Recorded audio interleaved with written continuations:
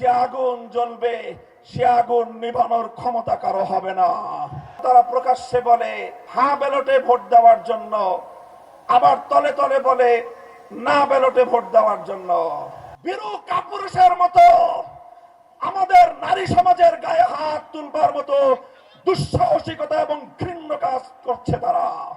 ইজ্জতের হিজাব নিয়ে টানাটানি করার চেষ্টা করে। আমি বলে যাই সে হাত ভেঙে গুড়িয়ে দেবেন। 11 দলীয় নির্বাচনী ঐক্য, এই ঐক্য গঠিত হয়েছে কোন নেতার ভাগ্য পরিবর্তনের জন্য নয়। এই ঐক্য গঠিত হয়েছে কোন দলকে ক্ষমতায় নেওয়ার জন্য নয়। এই ঐক্য গঠিত হয়েছে কোন জোটের স্বার্থ সিদ্ধির জন্য নয়। 11 দলীয় নির্বাচনী ঐক্য গঠিত হয়েছে বাংলার 18 কোটি মানুষের কাছে তাদের অধিকার বুঝিয়ে দেওয়ার জন্য। তাই আজ এই গণজোয়ার, এটা দেখে অনেকের মাথা খারাপ হয়ে গিয়েছে। এখন তারা পাগলের মতো প্রলাপ বকতে আরম্ভ করেছে।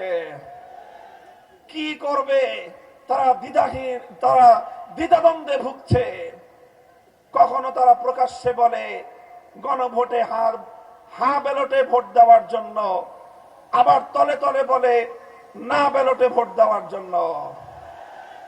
14 গ্রামের মানুষের কাছে আমি প্রশ্ন করতে চাই, কেউ প্রকাশ্যে এক কথা বলে তলে তলে আরেক কাজ করে, সেই জাতীয় মানুষকে আপনাদের দেশে কি বলে? রেইনবো অলরাউন্ডার এক্সটেরিয়র পেইন্ট বাড়ির বাহিরের দেয়ালের সুরক্ষা নিয়ে থাকুন নিশ্চিন্ত, সাথে পাচ্ছেন 10 বছরের ওয়ারেন্টি। 24-এর বিপ্লব পরবর্তী বাংলার মাটিতে দাঁড়িয়ে বলতে চাই, আর কোন মুনাফিক গোষ্ঠী বাংলাদেশ শাসন করতে পারবে না। বাংলার মানুষ সেটা মেনে নেবে না। এরপরে শুরু করলো আরেক ভয়ঙ্কর সন্ত্রাসী কার্যকলাপ। তারা ভীত সন্ত্রস্ত হয়ে তারা গণজাগরণে নিজেদের নিশ্চিত পরাজয় দেখতে পেয়ে ইতিহাসের ঘৃণ্যতম বর্বর এক পন্থা অবলম্বন শুরু করলো।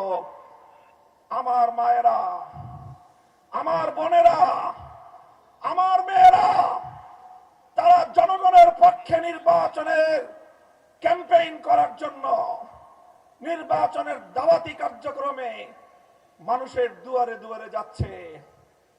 এখন তারা বীরু কাপুরুষের মতো আমাদের নারী সমাজের গায়ে হাত তুলবার মতো দুঃসাহসিকতা এবং ঘৃণ্য কাজ করছে তারা।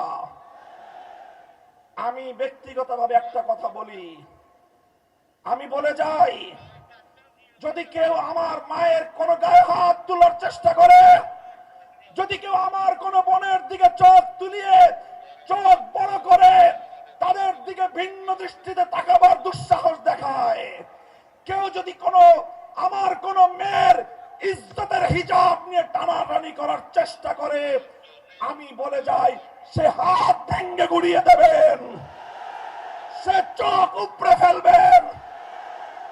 মায়ের ইজ্জত রক্ষা করার জন্য, বোনের ইজ্জত রক্ষা করার জন্য আমি বলি আমি কোন আইন মানব না, আমি বিদ্রোহ করব। গোটা বাংলাদেশে আগুন জ্বলবে, আগুন। খবরদার, হুঁশিয়ার করে দেই, যদি নারী সমাজের গায়ে হাত তোলা হয়, তাদেরকে যদি অসম্মান করা হয়, যে আগুন জ্বলবে সে আগুন নিভানোর ক্ষমতা কারো হবে না।